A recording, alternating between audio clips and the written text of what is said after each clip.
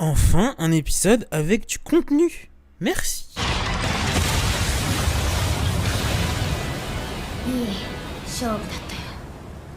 Salut, c'est Fat Black, et aujourd'hui, review de l'épisode 9 de So I'm a Spider So What. Et voilà, c'est ce que j'attendais personnellement.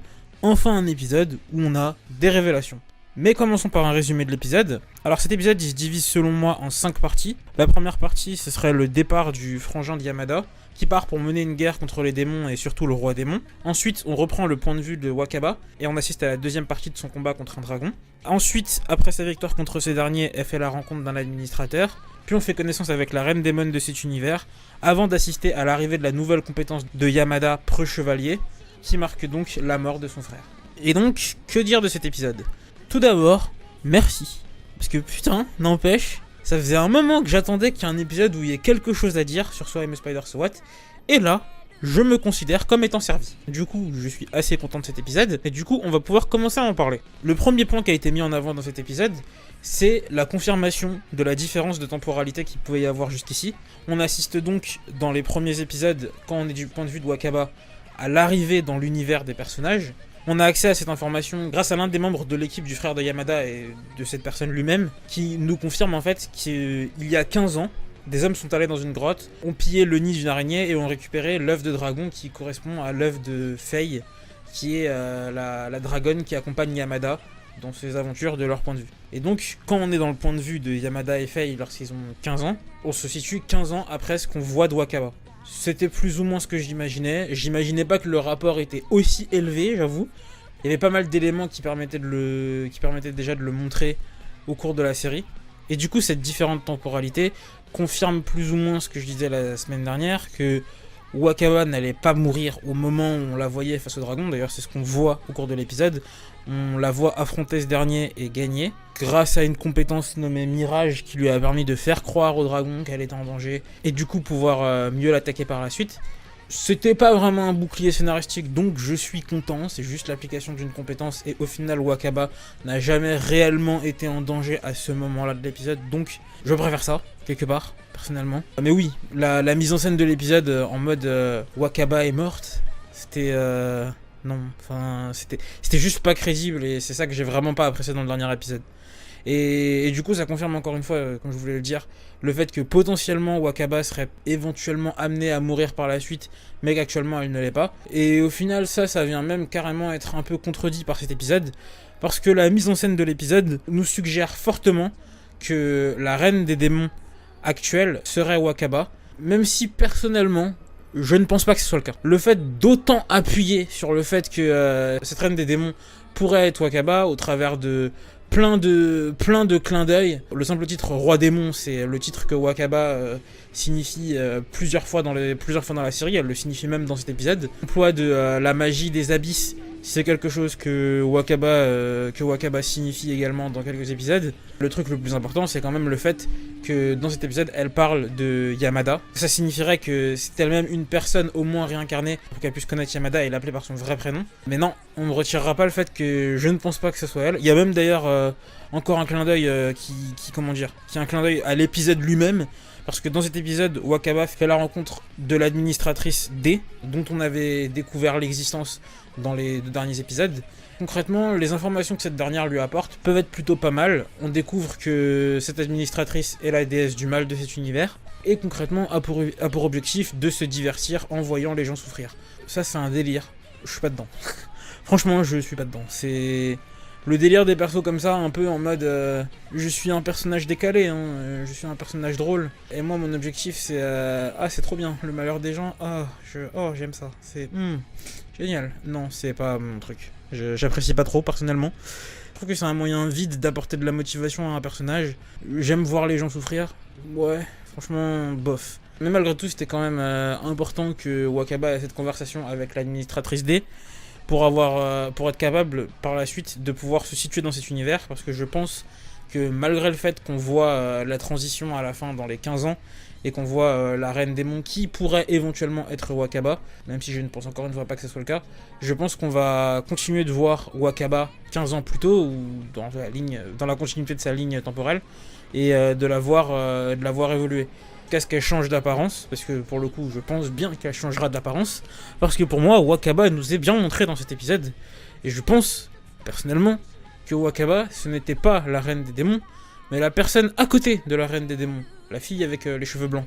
Si je pense ça, c'est encore et toujours à cause de l'opening, qui, je sais pas, pour moi cet opening il met trop en avant cette fille là pour que ce soit, enfin, la reine des démons aussi est mise en avant, mais je sais pas, dans son tempérament, dans son caractère, je vois pas Wakaba actuellement faire ça. Enfin après, c'est clair qu'il y a un bond de 15 ans et que du coup la personnalité de Wakaba évoluerait, mais je sais pas, je la vois pas attaquer un de ses potes comme ça. Du coup, je sais pas ce qu'elle ferait. Et vu qu'elle est quand même, enfin, vu que si c'est bien elle reste quand même une démon au service de la reine des démons. Je comprends pas pourquoi elle veut attaquer ses anciens camarades, ou en tout cas Yamada. Qu'elle accepte d'attaquer des humains en fait, tout simplement. Enfin quoique, si ça aurait du sens. Vu que les humains lui ont fait du mal pendant un peu toute la série jusqu'ici, ça serait pas complètement impertinent en vrai. Au final, maintenant que j'y réfléchis. Mais non, malgré tout, j'ai toujours du mal à penser que la reine des démons c'est Wakaba. Je sais pas, je me figure plus que c'est la fille à côté. En fait le truc c'est que mettre de façon trop obvious l'accent sur des informations, je trouve ça un peu trop facile. Ce qui me gêne vraiment c'est le côté mettre beaucoup d'informations qui rendraient crédible la théorie selon laquelle Wakaba serait la nouvelle reine des démons. D'un coup, dans cet épisode, ça fait trop. Enfin je trouve ça trop beau un peu avec cette série. Du coup, ouais, non, j'ai tendance à me méfier et à me dire que non, Wakaba c'est pas elle. Il y a un autre truc. Il y a un autre truc qu'on nous dit pas. Bref, c'est logique, hein, mais voilà. Ensuite, ce qui était sympa, c'était bien évidemment le combat de Wakaba contre le dragon, qui était intéressant et qui a donné l'occasion à Wakaba de faire apparaître une nouvelle technique. Cette technique qui appelait porte des abîmes ou des enfers, je ne sais plus. De toute façon, je mettrai le nom de l'attaque. Ouais, Wakaba qui devient ultra pété. Ce qui me chagrine un petit peu par contre, c'est que j'aurais aimé, encore et toujours, et je pense que ça va arriver dans les semaines à venir, mais voir du coup réellement à quoi sert la nouvelle conscience parallèle de Wakaba, parce qu'elle est encore mise de côté cet épisode. On la voit apparaître et aider les autres consciences parallèles de Wakaba à exécuter des sorts, mais on voit pas réellement qui elle est, qu'est-ce qu'elle est capable de faire, qu'est-ce qu'elle va apporter à Wakaba. C'est ça qui m'a un petit peu fait chier dans cet épisode, j'aurais aimé voir ça.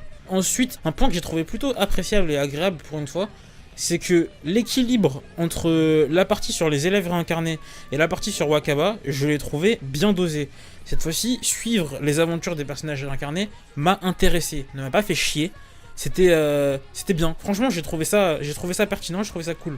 Là, j'ai trouvé qu'il y avait un bon dosage sur la série. Après, je comprends mieux aussi maintenant, au travers de cet épisode, pourquoi on nous a fait tout ce background sur la vie de ces personnages-là, pour qu'il y ait cette dualité entre leur vie et les démons plus tard, dont Wakaba, même si je pense encore une fois qu'elle n'est pas la reine des démons, fait sûrement partie. Je comprends du coup un peu mieux cette mise en scène, cette importance mise sur les personnages réincarnés jusqu'ici dans la série.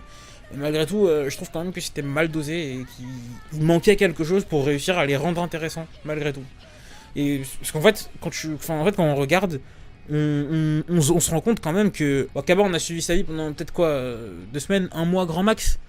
Et Wakaba, elle est déjà ultra pétée en vrai, en 2 semaines, 1 mois. Les personnages réincarnés, on les voit, ils ont 15 ans. 15 ans 15 ans, ils ont pas l'air plus cheatés qu'un personnage qui a 2-3 semaines, voire 1 mois. Peut-être un peu plus, mais vraiment pas beaucoup plus, je pense. Je pense pas que Wakaba, elle ait évolué très longtemps dans sa grotte, dans cette timeline-là. La différence de level entre les deux, quand même, c'est assez aberrant. L'autre élément important de cet épisode, et je l'ai déjà un petit peu dit, c'est le fait que les démons et les personnages réincarnés comptent mener une guerre les uns contre les autres, qui mène, dès son introduction, à la mort du frère du personnage réincarné. La mort de Julius, qui possédait un titre nommé Preux-Chevalier, permet à Yamada d'accéder à ce titre à la mort de son frère. Et en fait, je me dis que du coup, vu que Julius a perdu son titre, qu'est-ce qui va se passer pour Yamada ? Maintenant que Yamada a le titre Preux-Chevalier, est-ce qu'il va devenir la nouvelle cible des démons ? Pourquoi est-ce que les démons et l'entourage des personnages réincarnés souhaitent se battre ? Qu'est-ce qui se passe ? C'est quoi le contexte, en fait ? Genre, là, c'est... Là, c'est ça les informations que j'aimerais avoir. C'est quoi le contexte? Parce que me balancer, oui, il y a une guerre entre des personnages que tu vois, c'est bien, c'est cool, ça met de l'enjeu, j'ai pas de souci avec ça. Mais pourquoi ils se battent? Parce qu'il y a des personnages, au sein même de cet épisode qui demandent est-ce qu'on est obligé de se battre? Est-ce qu'on peut pas trouver une autre solution? Mais le truc, c'est que c'est quoi les solutions qui seraient possibles? Pourquoi est-ce qu'il y a besoin de se battre? Vraiment? Parce que jusqu'ici, on nous le dit pas. On nous dit des phrases en mode on n'a plus le choix, non, il n'y a pas d'autre solution, on a déjà essayé, mais c'est pas possible. Et qu'est-ce que vous avez essayé, machin, tout ça. Je comprends qu'ils le mettent pas, hein. Je comprends que ce soit pas présent dans cet épisode. Mais du coup, c'est ça les questions que je me pose pour la suite de la série. Et je me doute que durant l'évolution de Wakaba, qu'on va très très probablement voir, c'est des réponses qui vont être apportées. Et ouais, non, franchement, globalement, bon épisode. J'ai vraiment apprécié le fait qu'on ait vraiment des informations au cours de cet épisode, c'était cool. Ensuite, en dernier point de cette vidéo, et c'est toujours le même point, Aoi Yuki. Merci, toujours un travail toujours aussi qualitatif. Une seiyuu qui gère vraiment sur cette série et qui porte grandement cette série. Et non, franchement, c'est cool. Par contre, j'espère vraiment du coup qu'on va continuer à la revoir au cours de la série. Parce que c'est... Enfin, pour moi, c'est elle, la seiyuu de Wakaba. Et si Wakaba doit être un autre personnage, je veux que ce soit elle, la seiyuu de Wakaba, tout le temps. Je kiffe trop son travail. Et là, la Reine des Démons, c'était pas Aoi Yuki qui était sa seiyuu. Ou en tout cas, si c'était elle, franchement, respect, parce que le changement de voix, là, il était vraiment violent. Et du coup, non, je pense vraiment pas que ce soit elle. Et c'est un point en plus, d'ailleurs, maintenant que j'y pense, qui me fait penser que non, ce n'est pas Wakaba. Voilà. C'est un point complètement con, mais vas-y, on va dire changement de seiyuu, c'est pas logique. Bim. Voilà. Du coup, non, Aoi Yuki, génial. Du coup, je vous dis likez si vous aimez, dislikez si vous aimez pas, abonnez-vous si vous voulez et partagez si vous le sentez. Mais surtout commentez et aidez Wakaba à 6 étoiles parmi les animés de cette saison. Cette fois-ci, je ne te ferai pas de reproche, Wakaba. Tu as fait du bon boulot cette semaine. Et maintenant, salut les gens. 順調だね。